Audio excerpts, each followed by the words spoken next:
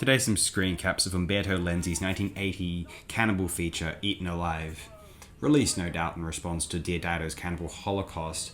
Lenzi had attempted the genre first, or at least a prototype of it, with 1972's Man from the Deep River, which in of itself was a takeoff of the Richard Harris picture, Man Called Horse. Eaten Alive, a lot of similarities to Cannibal Holocaust, doesn't feature the found footage component. In this respect, maybe we could say it has more in common with Diodado's, his prior Cannibal feature, the one which kickstarted the Cannibal boom, 77's Jungle Holocaust. Although, what Eaten Alive does do is take reference from the very recent real-life events of the Jonestown Massacre.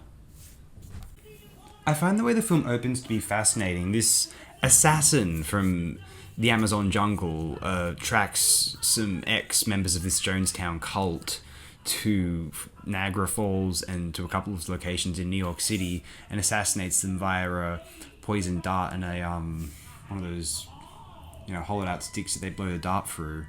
It's quite fascinating stuff. This is a very unusual image, just absolutely fascinating. It's almost the most imaginative thing in the film, because the rest of it's just splatter exploitation and really just horrible, gratuitous garbage, much of which I wouldn't be allowed to anyway. It would be censored by YouTube, which is probably for the best, but I wouldn't really want to show off some of the morbid things in this film anyway, if you really want to see them, seek the film out for yourself.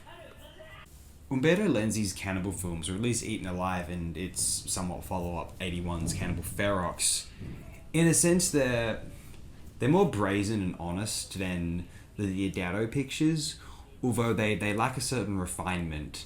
What they do have are these thumpy Italo-disco soundtracks, which are seemingly totally out of place, although they create they put a beautiful timestamp and they coalesce the kind of assembly line nature of these sorts of things, and how both disco and these exploitation films, cannibal or not, were these validations of the kind of instinctive reptile brain, de-evolution. I found this kind of fantastic fusion going on there. Also, what's worth noting is the